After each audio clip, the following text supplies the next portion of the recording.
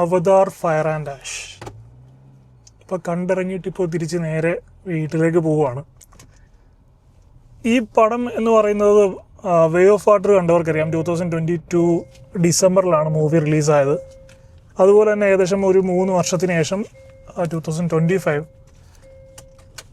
December 19 fire and ash റിലീസായിരിക്കാം. അപ്പോൾ അവതാർ part 2 way of water കൊണ്ട് നിർത്തിയെന്ന് പറയുന്നത് കേണൽ മൈൽസ് കിൻറിച്ച് അയാൾ വെള്ളത്തിൻ്റെ അടിയിലേക്ക്, കടലിനടിയിലേക്ക് മുങ്ങിപ്പോകുന്നു. അതിനുശേഷം സ്പൈഡർ എന്തോ ഒരു അച്ഛനോടുള്ള അനുകമ്പ, സഹാനുഭൂതി തോന്നിയിട്ട് അവൻ കടലിൻ്റെ അടിയിലേക്ക് ചെന്നിട്ട് ഇയാളെ വലിച്ച് പുറത്ത് കൊണ്ടുവരുന്ന സ്ഥലത്താണ് പാർട്ട് 2 നിന്നത്. അപ്പം അത് കഴിഞ്ഞിട്ടുള്ള കഥയാണ് സ്വാഭാവികമായിട്ടും പാർട്ട് 3 വന്നിരിക്കുന്നത്. അപ്പോൾ ഈ കഥയുടെ പ്രധാന കാര്യങ്ങളിലേക്ക് വരുന്നതിന് മുമ്പ് എനിക്ക് പറയാനൊരു കാര്യം, നിങ്ങൾ അവതാർ പാർട്ട് 1 പാർട്ട് 2 കണ്ടിട്ടില്ലെങ്കിൽ തീർച്ചയായിട്ടും ഇത് കാണാൻ പോയിട്ട് കാര്യമില്ല. അപ്പോൾ തീർച്ചയായിട്ടും ഒന്നെങ്കിൽ പാർട്ട് 1 പാർട്ട് 2 കണ്ടിട്ട് പോകാൻ ശ്രമിക്കുക, അല്ലെങ്കിൽ അറ്റ്ലീസ്റ്റ് ഇതിൻ്റെ എക്സ്പ്ലനേഷനെങ്കിലും കണ്ടിട്ട് പോകാൻ ശ്രമിക്കുക. കാരണം അവതാർ പാർട്ട് 1 പല ക്യാരക്ടേഴ്സിനെ കുറിച്ച് പറയുന്നുണ്ട്, കാണിക്കുന്നുണ്ട്. അതുപോലെ തന്നെ ഈ യൂണിവേഴ്സിലെ പല ടേംസ് ഉണ്ട്, അതൊക്കെ എന്തൊക്കെയാണെന്ന് ഇതിനകത്ത് വീണ്ടും വീണ്ടും ഓരോ പാർട്ടിൽ എക്സ്പ്ലെയിൻ ചെയ്യില്ല, ജസ്റ്റ് അതിൻ്റെ പേര് പറഞ്ഞു പോയുള്ളൂ. അപ്പം അങ്ങനെ പേര് പറഞ്ഞ് ഇപ്പോൾ പയക്കാൻ പാർട്ട് 2 പയക്കാൻ എന്ന് പറയുന്നൊരു വലിയ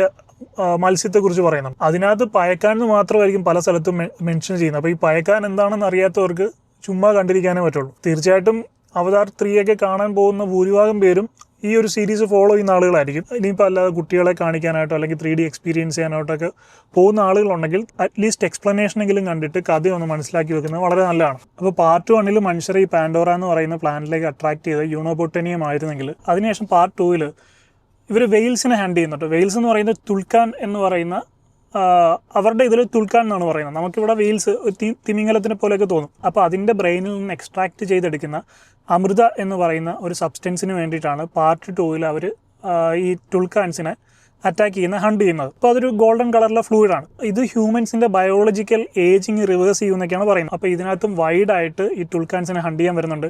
അപ്പോൾ ഈ തുൾക്കാൻസിൽ ഔട്ട്കാസ്റ്റ് ചെയ്യപ്പെട്ട ഒരു വെയിലാണ് ഈ പയക്കാൻ എന്ന് പറയുന്നത്.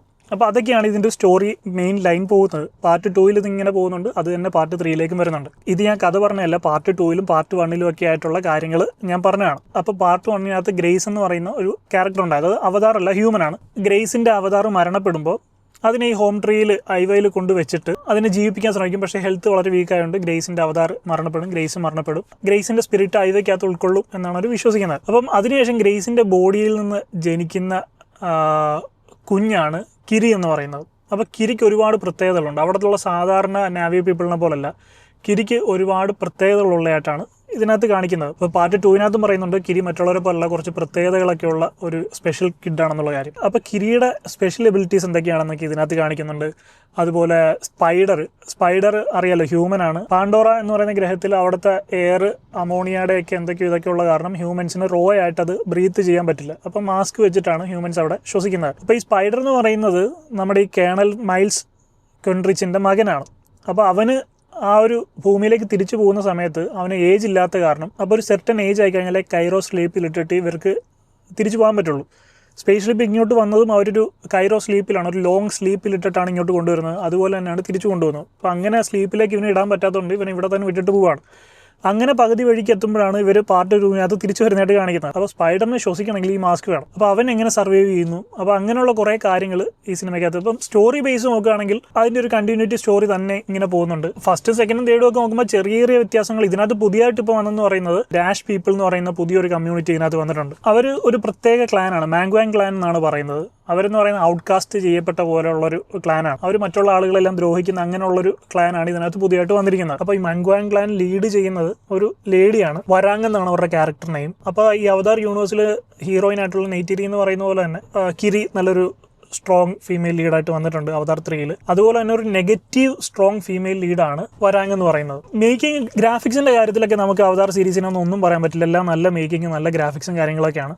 പക്ഷേ ഏകദേശം 3 മണിക്കൂറിന് മുകളിൽ സിനിമയുണ്ട്. അപ്പം നല്ല രീതിയിൽ ചിലപ്പോൾ നിങ്ങൾക്ക് ലാഗ് അടിക്കാൻ സാധ്യതയുണ്ട്. ഇപ്പോൾ എനിക്ക് തന്നെ പലപ്പോഴും കണ്ട് ഇത് തീരുന്നില്ലല്ലോ, ഒന്ന് തീർന്നിരുന്നെങ്കിൽ എന്ന് തോന്നുന്ന രീതിയിൽ നല്ല രീതിയിൽ എനിക്ക് തന്നെ ലാഗ് അടിച്ചു. അപ്പോൾ നിങ്ങൾക്കും അങ്ങനെ ഒരു ലാഗ് ഫീൽ ചെയ്യാൻ സാധ്യതയുണ്ട്. സോ നിങ്ങളൊരു ഡീപ്പ് അവതാർ ഫാൻ ആണെങ്കിൽ അല്ലെങ്കിൽ ഇതിൻ്റെ സ്റ്റോറി കംപ്ലീറ്റ് നിങ്ങൾക്ക് അറിയാമെങ്കിൽ നിങ്ങൾക്ക് ചിലപ്പോൾ എൻജോയ് ചെയ്ത് മുഴുവൻ കാണാൻ സാധിച്ചേക്കും. അപ്പോൾ ഞാൻ ഫസ്റ്റ് സെക്കൻഡ് എല്ലാം കണ്ടു, ഇതിൻ്റെ ഫുൾ സ്റ്റോറിയും എനിക്കറിയാം. എന്നാലും ഇങ്ങനെ യുദ്ധം തന്നെ സെക്കൻഡ് ഹാഫിൽ ഇങ്ങനെ യുദ്ധം തന്നെ കാണിച്ചുകൊണ്ടിരിക്കുക.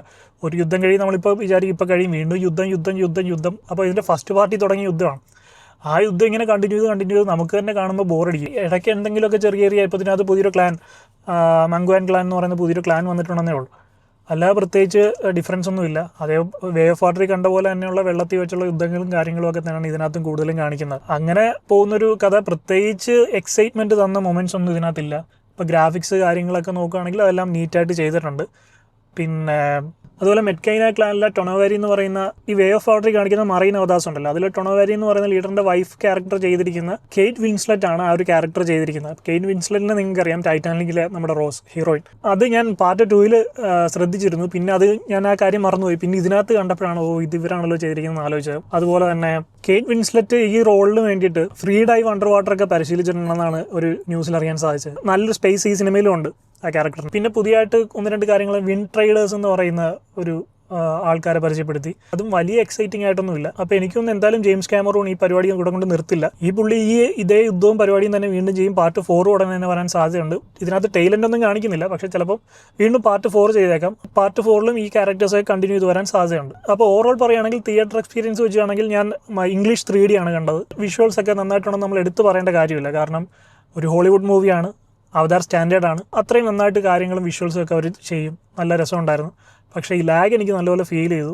പിന്നെ കണ്ട കാര്യങ്ങൾ തന്നെ റിപ്പീറ്റഡ് ആയിട്ട് വരുമ്പോൾ ആർക്കായാലും ബോറടിക്കുന്ന പോലെ. അപ്പോൾ നല്ല ഇൻട്രസ്റ്റ് ഉള്ള ആളുകളാണെങ്കിൽ പോയി കാണുക. അല്ല ആദ്യമായിട്ട് അവതാർ കാണാൻ അവതാർ 3-ക്കാണ് പോകുന്നതെങ്കിൽ പോകരുതെന്നേ ഞാൻ പറയുള്ളൂ. കാരണം നിങ്ങൾക്കൊന്നും മനസ്സിലായില്ല, നിങ്ങൾക്ക് നല്ല ബോറടിക്കാനുള്ള സാധ്യതയുണ്ട്.